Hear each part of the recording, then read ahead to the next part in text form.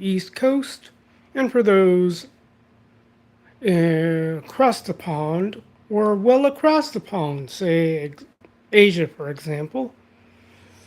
I don't want to do the mental math, at least not on screen, unless you guys have some sort of amusement from that. I'll navigate that. Cutting to the chase, and I might have put the rat on the table in previous impromptus, but to reiterate what I've wrestled with, particularly as I have encountered various discussions, tipping my hat to Last Call with Troy Pacelli, along with others like Retro Blasting and Aged Boomer, only because topics still resonating, and their topic was on nerd. And when I look at that discussion, when I think about it, there is inevitably the wrestling, or Rasslin as I described it in my description, with a stigma.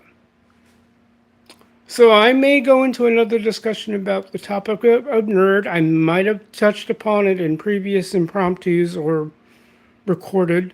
Depends. If I go back to my EV Mux inventory, I had a lot of drafts which I ended up deleting because going through that may be more time than it's worth. But cutting to the chase about wrestling with stigma, and so titled, I addressed the topic of gambling. Particularly as I laid the rat on the table with the high schoolers I help out in my parish. I'm kind of like the peanut gallery guy.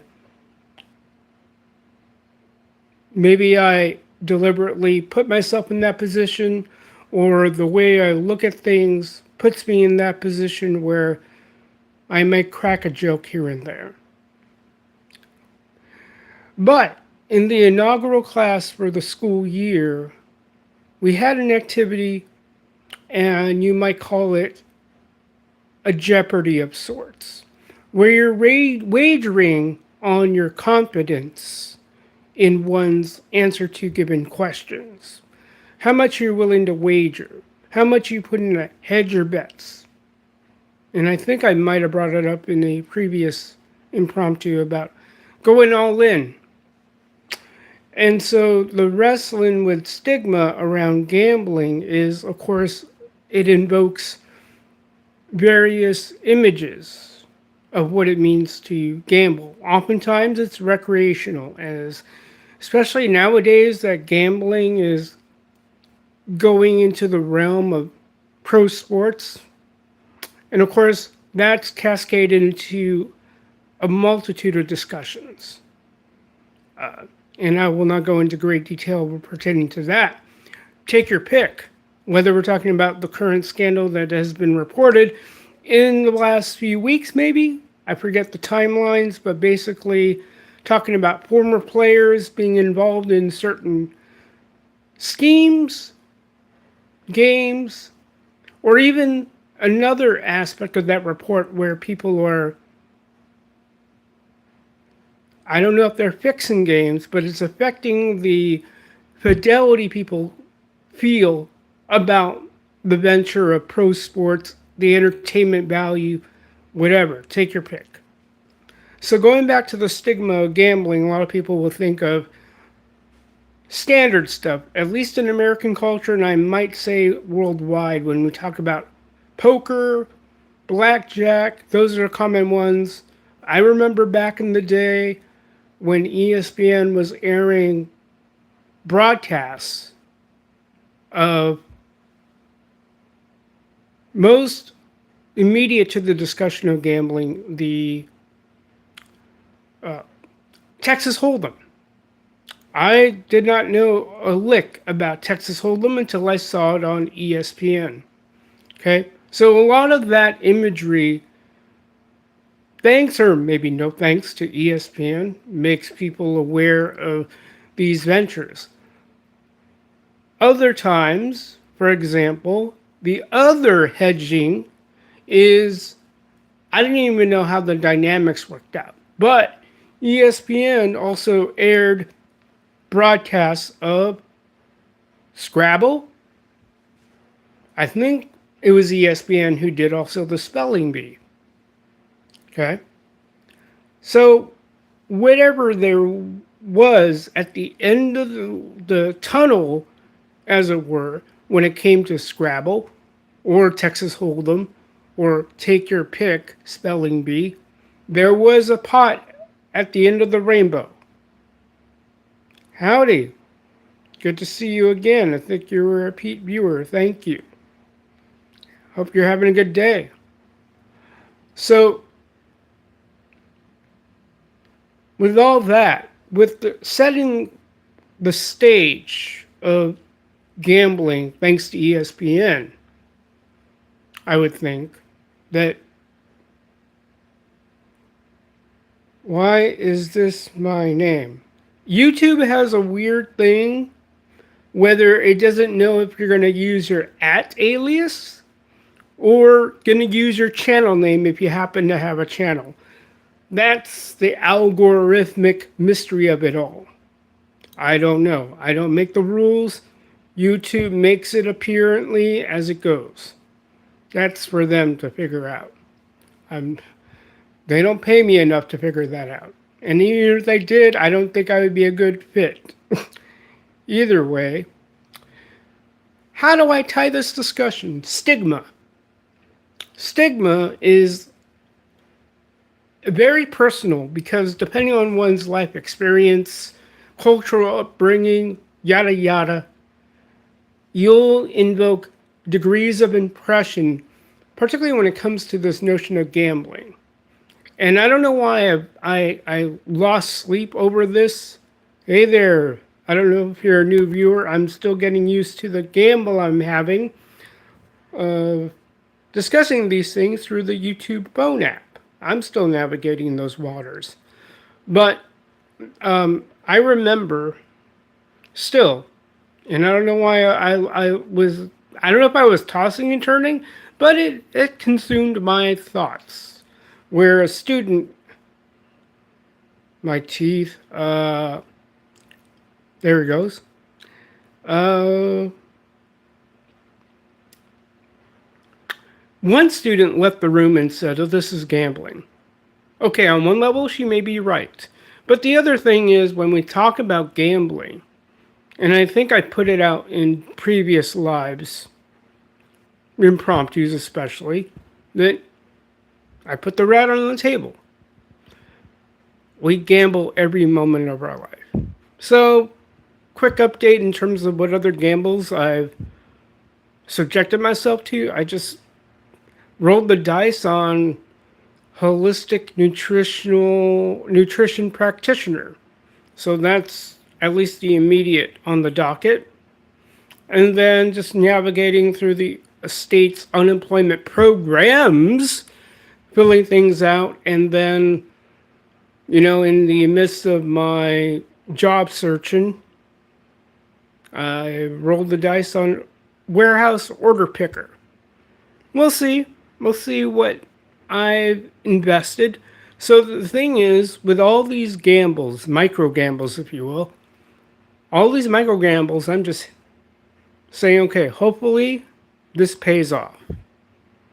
And that's the key thing is, yes, we look at it from a standpoint of recreational gambling, and there's an aspect to that.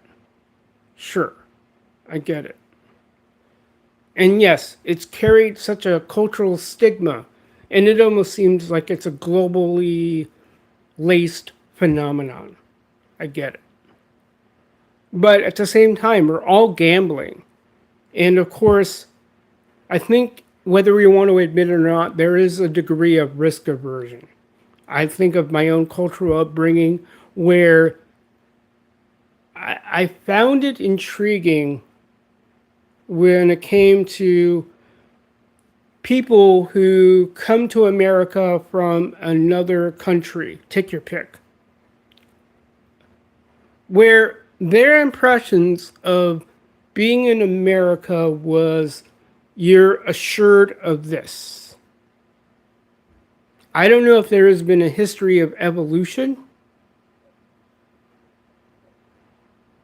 or in the mindset of others who roll the dice on coming to a land like America based on whatever bill of goods they may have been sold.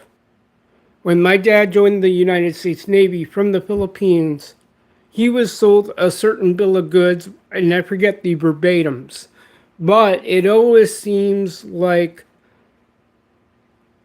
based on the information fed at the time or those times, depending on what era people were joining the military, whether that's from a context of living in America as either one natively born or growing up in an immigrant experience, that whatever checklist provided, it almost decreases or attempts to mitigate that risk aversion, if that makes sense.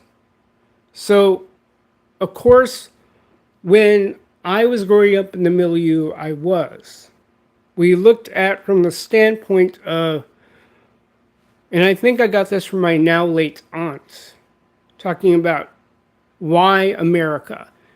They look at it from the standpoint of you're going to be given a degree or numbers of assurances, not a matter of the opportunity.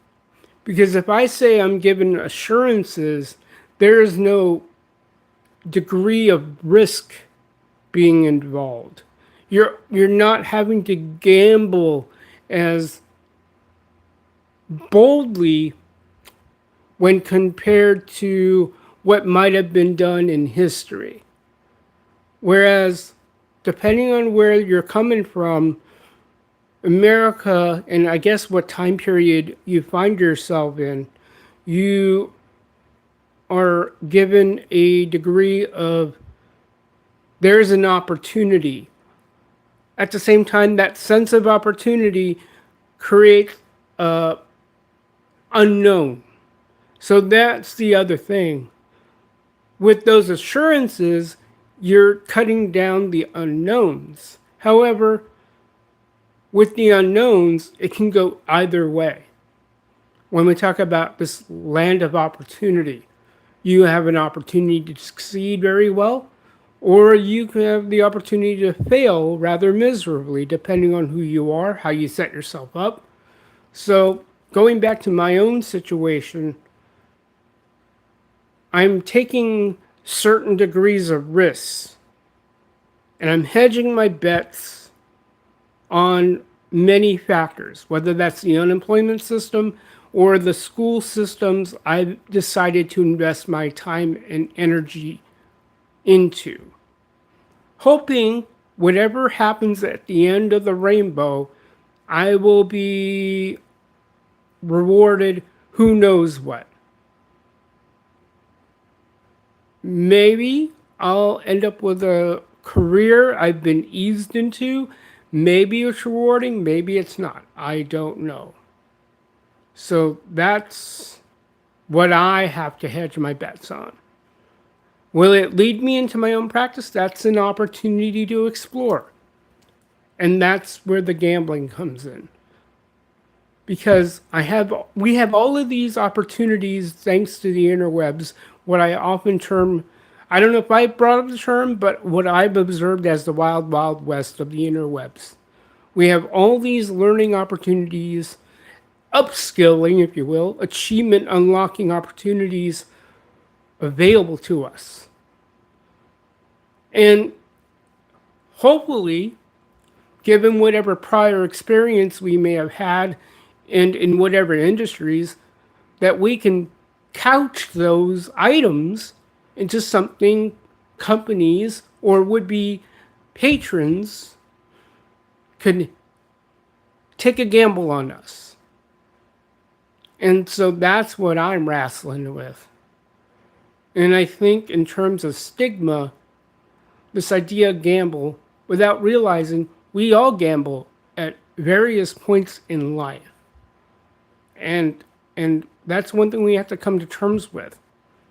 Whether we decide to cut the cord, is my life going to be better off? I think based on whatever sample size you may pick, I think there stands to be a good degree of, I suppose, relief, or realization where, yeah, the gamble of cutting the cord, as it were, is paying off. Whatever dividends you sought or still seek, I think for most people, cutting the cord has been probably number one, a great relief. Number two, it's invited a way to seek other forms of entertainment if that's your jam. Like, it is kind of created a sense of freedom we didn't realize given what we've endured through the age of Rona. So, at the very least, I can say that much. I'm at the very least gambling on many avenues, hoping at the end of the time I am doing this billing specialist, medical office and billing specialist through the folks at Ultimate Medical Academy. I'm hoping wherever it's going to take me, it's going to take me somewhere where I can have a fulfilling job and still enjoy my life. If that lends itself to a venture where I'm in unknown waters, will people take a gamble on me? I'm only hoping. And that's what makes life fun. So I appreciate you guys for tuning in to my impromptu, and then we'll go from there. So until next time, peace out, and I'll catch you on the other side.